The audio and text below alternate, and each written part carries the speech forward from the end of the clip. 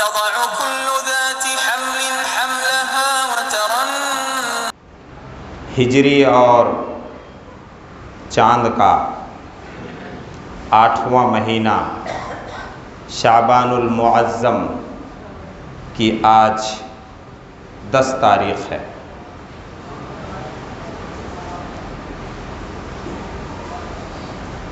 اس مہینے کو نبی اکرم صلی اللہ علیہ وسلم کس طرح سے گزارتے تھے،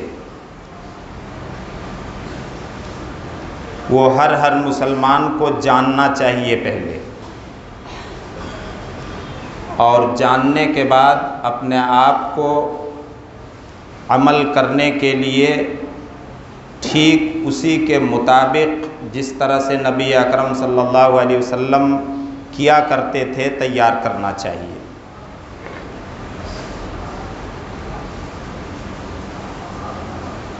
یہ بات جان لینی چاہیے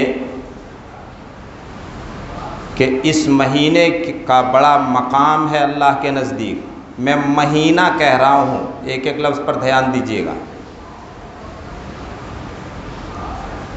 ایک دن یا ایک رات کا نام نہیں لے رہا ہوں،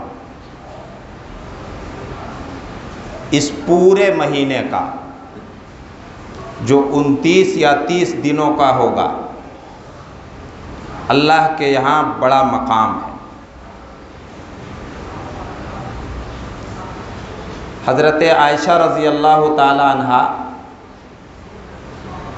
بیان فرماتی ہیں کہ اللہ کے رسول صلی اللہ علیہ وسلم اس مہینے میں 29 یا 30 دنوں کا بار بار اس مہینے میں آپ نفلی روزے اس کثرت سے رکھتے تھے کہ ہم کہتے تھے کہ اب آپ نفلی روزہ رکھنا اس مہینے میں نہیں چھوڑیں گے، اور کبھی نفلی روزے رکھنا چھوڑ بھی دیتے تھے اس کثرت کے ساتھ کہ ہمیں لگتا تھا کہ اب آپ اس مہینے میں روزہ نہیں رکھیں گے۔ یعنی کسی سال آپ اس مہینے میں خوب کثرت کے ساتھ روزہ رکھتے اور کسی سال نہیں بھی رکھتے تھے یا کم رکھتے تھے۔ پھر حضرت عائشہ مزید بیان کرتی ہیں کہ ماہ رمضان کے سوا کسی بھی پورے مہینہ کا روزہ آپ نے نہیں رکھا ہے۔ ماہ رمضان کے روزے فرض ہیں، وہ 29 اور 30 دنوں کا جتنا بھی ہوگا وہ مسلمان جو روزہ رکھنے کے لائق ہو ان کو رکھنا ہے، اس میں اختیار نہیں۔ پھر حضرت عائشہ نے بیان فرمایا کہ جس کثرت سے آپ نفلی روزے ماہ شعبان میں رکھتے تھے اتنا کسی مہینے میں بھی نہیں رکھتے تھے سال کے، رمضان کو چھوڑ کر کے جو اور 11 مہینے بچے۔ دوسری روایت، دوسری حدیث جو اسامہ بن زید رضی اللہ تعالی عنہ سے مروی ہے، انہوں نے رسول اللہ صلی اللہ علیہ وسلم سے پوچھا، اے اللہ کے رسول، کیا بات ہے کہ آپ ماہ شعبان میں، شعبان کے مہینے میں جتنا نفلی روزے رکھتے ہیں اتنا اور کسی مہینے میں نہیں رکھتے ہیں؟ بڑا اچھا سوال ہے۔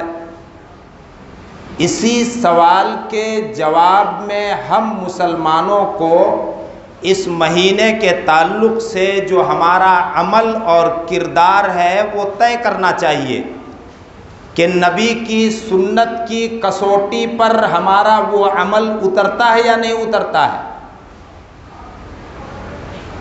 اگر نبی کے عمل کی کسوٹی پر نہیں اترتا ہے تو پھر ہمیں قبولیت کی کوئی امید نہیں رکھنا چاہیے، اللہ سے اجر و ثواب کی کوئی امید نہیں رکھنی چاہیے، بلکہ ایسے عمل سے بچنا چاہیے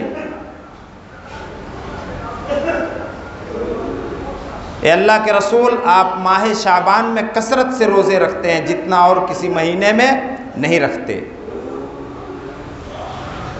اللہ کے رسول نے جواب میں ارشاد فرمایا ذَلِكَ شَهْرٌ يَغْفُلُ النَّاسُ عَنْهُ بَيْنَ رَجَبْ وَرَمَضَانَ، یہ مہینہ شعبان کا 8واں مہینہ چاند کا جو رجب اور رمضان کے بیچ میں آتا ہے، لوگ اس سے غفلت اور لاپرواہی برتتے ہیں، لوگ اس مہینے کو کیئرلیس ہو کر کے گزار دیتے ہیں۔ ہوا شہر ترفع الاعمال الی رب العالمین، کان کھڑے ہونے چاہیے، ڈرنا چاہیے۔ ہمارا ایمان ہے کہ اللہ تعالیٰ ایک دن ہمارے اعمال کا حساب لے گا۔ یہ ایسا مہینہ ہے، تذکرہ مہینے کا ہے، یہ ایسا مہینہ ہے جس مہینے میں بندوں کے اعمال اور بندوں کے کرتوت اللہ کے حضور اور اللہ کے جناب میں پیش کیے جاتے ہیں۔ وَأُحِبُّ أَن يُرْفَعَ عَمَلِي وَأَنَا صَائِمٌ، میں اس بات کو پسند کرتا ہوں کہ اللہ کے حضور جب ہمارے اعمال اور کرتوت پیش ہوں تو میں روزے سے رہوں۔ اللہ اکبر۔ اس سے کیا پتہ چلا کہ فرض کے علاوہ نفلی روزے بھی اللہ کے یہاں بہت محبوب اور پیارا عمل ہے۔ اللہ کے نبی فرما رہے ہیں میں اس بات کو پسند فرماتا ہوں کہ جب میرے اعمال اللہ کے حضور پیش ہوں، میرے سارے کام اللہ کے حضور پیش ہوں تو میں روزے کی حالت میں رہوں۔ یہ 2 حدیثیں ہوئی۔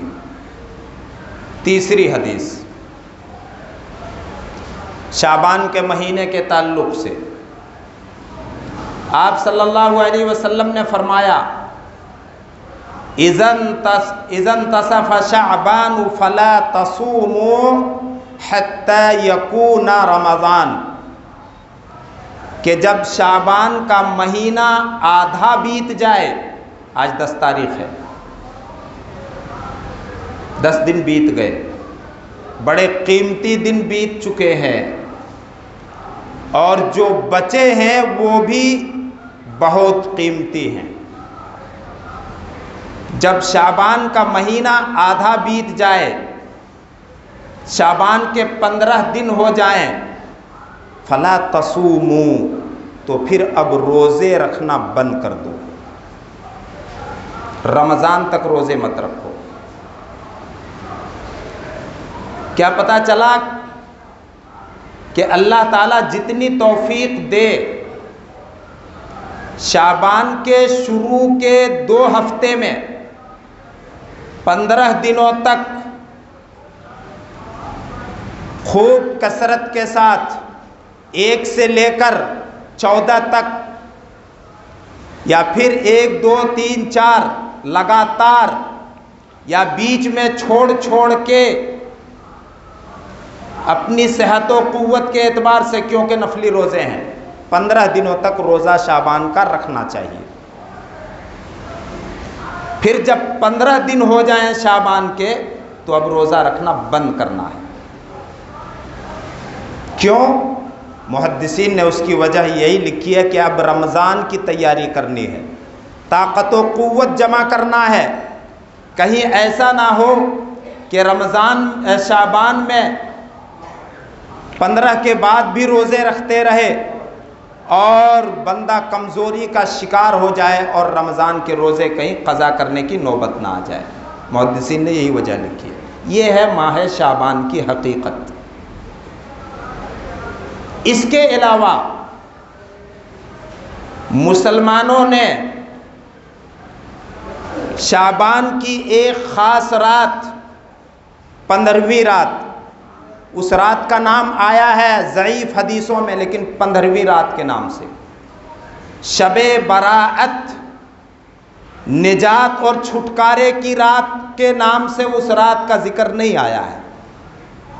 15ویں شعبان کی رات سے کہ اس رات کو جاگا جائے، عبادت کی جائے اور دن میں روزہ رکھا جائے. ایک طریقہ یہ ہے. گھروں کو سجایا جائے، گلیوں کو چراغاں کیا جائے، قبرستان کو بھی سجایا جائے اور چراغاں کیا جائے، کیونکہ مردے گھر واپس آتے ہیں. استغفر اللہ، اللہ پناہ میں رکھے. مردے کی روح کبھی گھر واپس نہیں آئے گی. وَمِن وَرَائِهِمْ بَرْزَخٌ إِلَى يَوْمِ يُبْعَثُونَ. اس زندگی یعنی دنیا کی زندگی اور قیامت کے دن سے جو زندگی شروع ہوگی، دونوں زندگیوں کے بیچ میں اللہ تعالیٰ نے ایک پردہ حائل کر دیا ہے. روحیں کبھی واپس نہیں آئیں گی. خوب پاکی اور صفائی کا اہتمام کیا جائے اور روحوں کا استقبال کیا جائے. یہ ساری کی ساری من گھڑت باتیں ہیں. جو اسلام کی سادگی پر نظر رکھے گا کہ اسلام نے کس طرح سے فضول خرچی سے منع کیا ہے، وَلَا تُبَذِّرْ تَبْذِيرًا إِنَّ الْمُبَذِّرِينَ كَانُوا إِخْوَانَ الشَّيَاطِينَ، کہ فضول خرچی مت کرو. اللہ نے مال جو تمہیں اپنی نعمت کی شکل میں دیا ہے اس مال کو بیجا نہ اڑاؤ. ان المبذرین کانوا اخوان الشیاطین، مال کو بیجا اڑانے والے اور فضول خرچی کرنے والے شیطان کے دوست اور شیطان کے بھائی ہیں. یہاں تک کہا اللہ تعالیٰ نے. قبرستان میں چراغاں کرنا، گلیوں میں چراغاں کرنا، گھروں میں چراغاں کرنا، کوئی تعلق اس چراغاں کا اسلام سے نہیں ہے. روحیں قیامت تک جو مر چکے ہیں ان کی واپس نہیں آئیں گی. قرآن میں اللہ تعالیٰ نے اس بات کو کلیئر فرما دیا ہے. رہا مسئلہ رات کی عبادت کا، قیام اللیل اور تہجد کا، تو پورے سال اللہ رب العالمین آپ کو جب توفیق دے، اور زندگی میں کبھی نہ کبھی یہ نماز ضرور پڑھنی چاہیے. اللہ کے رسول اس نماز کو سفر میں بھی نہیں چھوڑا کرتے تھے. اور 15ویں شعبان کی روزے کے تعلق سے ایک تاریخ، مقرر تاریخ کا روزہ ہمیں نہیں رکھنا ہے، بلکہ 15 تک جتنی توفیق ملے رکھ لینا چاہیے. آج 10 دن بیت گئے اور 4 دن رہ گئے ہیں. یہ 4 دن جن با توفیق لوگوں نے ماہ شعبان میں روزہ رکھا ہوگا، اللہ تعالیٰ ان کے روزوں کو قبول فرمائے اور ہم سب کو بقیہ دن جو 4 یا 5 دن رہ گئے ہیں ان میں روزہ رکھنے کی توفیق دے. دن کو مقرر نہیں کرنا ہے. نفلی عبادات، نفلی روزے، نفلی نماز، نفلی صدقات اور نفلی حج، اگر حج کا فریضہ جو لوگ ادا کر چکے ہیں جن پر فرض تھا اور جن پر فرض ہو چکا ہے، اللہ تعالیٰ ان کے لیے آسانیاں فرمائے. بڑا اونچا مقام ہے اسلام میں. کل قیامت کے دن اللہ تعالیٰ سب سے پہلے ہمارا اور آپ کا حساب جو لے گا، آپ جواب دے سکتے ہیں کس سے حساب شروع کرے گا. آپ کہہ دیں گے نماز سے شروع کرے گا. حدیث تو ماشاءاللہ جانتے ہیں اکثر بھائی لوگ، نماز سے ہمارا حساب و کتاب شروع ہوگا. فَإِن صَلَحَتْ، اگر نماز درست اور ٹھیک ٹھاک نکل گئی جس کی، فَقَدْ أَفْلَحَ وَأَنْجَحَ، وہ کامیاب اور بامراد. اللہ اکبر. اللہ تعالیٰ جب ہم سے اپنے حق کا حساب لے گا توحید کے بعد، تو نماز سے حساب ہمارا شروع ہوگا. توحید کے بعد، ایمان کے بعد اللہ کا سب سے بڑا حق ہم مسلمانوں پر جو ہے وہ نماز ہے. اگر نماز درست اور ٹھیک ٹھاک نکلی تو ہم کامیاب و کامراں، سرخ رو اور سرفراز اللہ کے یہاں۔ اور جب بندوں کے حقوق کا حساب لے گا، اللہ نے بندے کا حق جو بندے پر رکھا ہے، اولاد پر ماں باپ کا حق، اور اولاد کا ماں باپ پر حق، اور ماں باپ کا حق اولاد پر، شوہر کا حق بیوی پر اور بیوی کا حق شوہر پر، ایک انسان کا حق دوسرے انسان پر، پڑوسی کا حق پڑوسی پر، بڑوں کا حق چھوٹوں پر اور چھوٹوں کا حق بڑوں پر۔ جانتے ہیں کہاں سے شروع ہوگا؟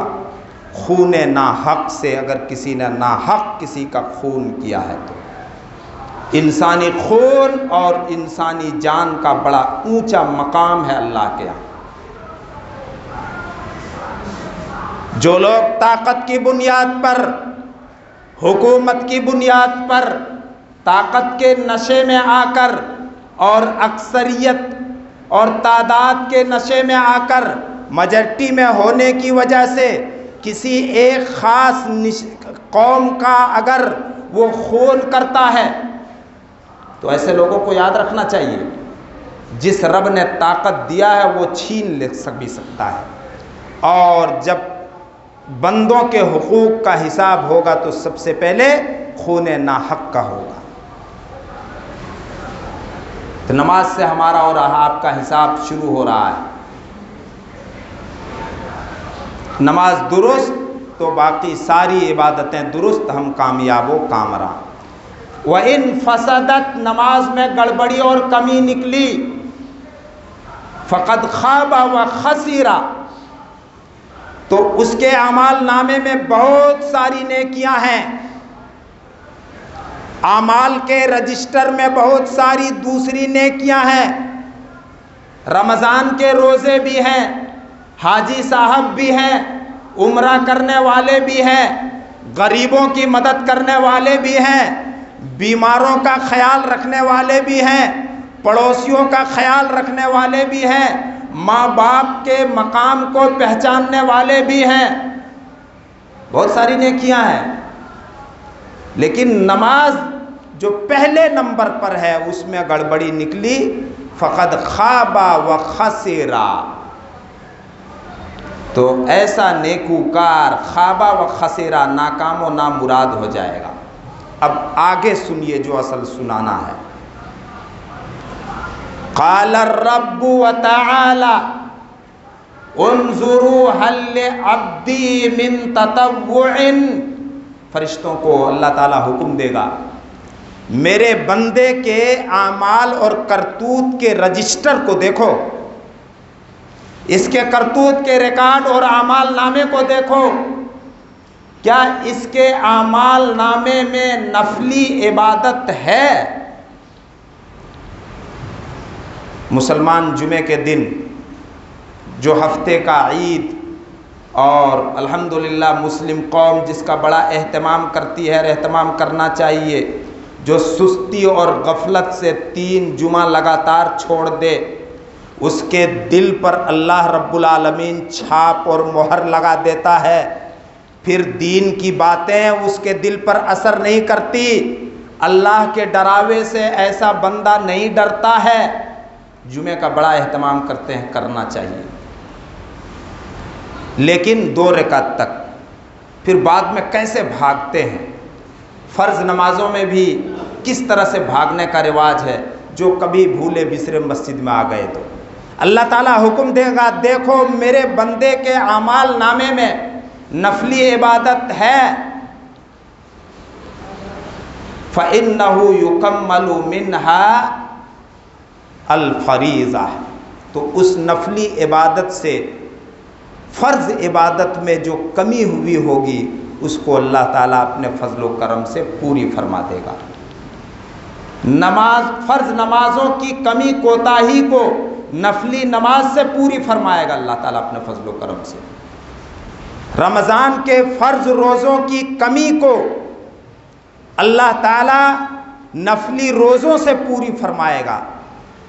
اللہ کے رسول نفلی روزوں کا بڑا اہتمام کرتے تھے۔ ماہ شعبان میں ہر مہینے کی 13, 14, 15 چاند کی تاریخوں کو ایام 20 جن کو حدیث میں کہا گیا ہے، سوموار اور جمعرات کے روزوں کا اہتمام فرماتے، محرم کے 10ویں تاریخ عاشورہ کے روزے کا اہتمام فرماتے، یوم عرفہ ذی الحج کی 9 تاریخ کے روزے کا اہتمام فرماتے۔ کیوں؟ فرض کی کمی اور کوتاہی نفلی عبادت سے پوری کی جائے گی۔ ثم یکون سائر عملہ علی ھذا، پھر بندے کی ساری نیکیوں کا، سارے عمل کا حساب و کتاب اسی طرح سے ہوگا، یعنی فرض کی کمی نفل سے پوری فرمائے گا اللہ رب العالمین۔ لہذا نفلی عبادتوں پر بھی دھیان دینا چاہیے۔ اور ایک بندہ ہے کہ سال میں 1 رات جاگ لیں گے، چاہے وہ 15 شعبان کی رات ہو یا شب قدر رمضان میں جو آتے ہیں آخری عشرے میں طاق راتیں ہوں، 1 رات جاگ لیں گے، 1 دن روزہ رکھ لیں گے، جن کا بڑا مقام بیان کیا جاتا ہے مسجدوں کے منبر سے، ہماری بخشش ہو جائے گی۔ یہ مس گائیڈ ہے، یہ دھوکے میں رکھنا ہے امت کو۔ علماء کو چاہیے کہ امت کو مس گائیڈ نہ کرے۔ بغیر فرض کے نفلی عبادت قبول نہیں ہوتی۔ اللہ کے نبی فرماتے ہیں کہ میرا رب فرماتا ہے کہ مجھے سب سے زیادہ، اللہ فرماتا ہے کہ میری نظر میں سب سے محبوب اور پیاری نیکی یہ ہے کہ بندہ فرض ادا کر کے میری رضامندی اور قربت کو حاصل کرے۔ جو میں نے فرض کیا ہے، 5 وقت کی نمازیں فرض ہیں، رمضان کے روزے فرض ہیں، صاحب حیثیت اور مالدار لوگوں پر سال میں 1 مرتبہ زکوٰۃ فرض ہے 2.5% کی شکل میں، اور صاحب حیثیت اور مالدار لوگوں پر زندگی میں 1 مرتبہ حج فرض ہے۔ اللہ فرما رہا ہے کہ سب سے پیاری نیکی میری نظر میں یہ ہے کہ بندے فرض ادا کر کے میری قربت اور نزدیکی اور میری رضامندی کو حاصل کریں۔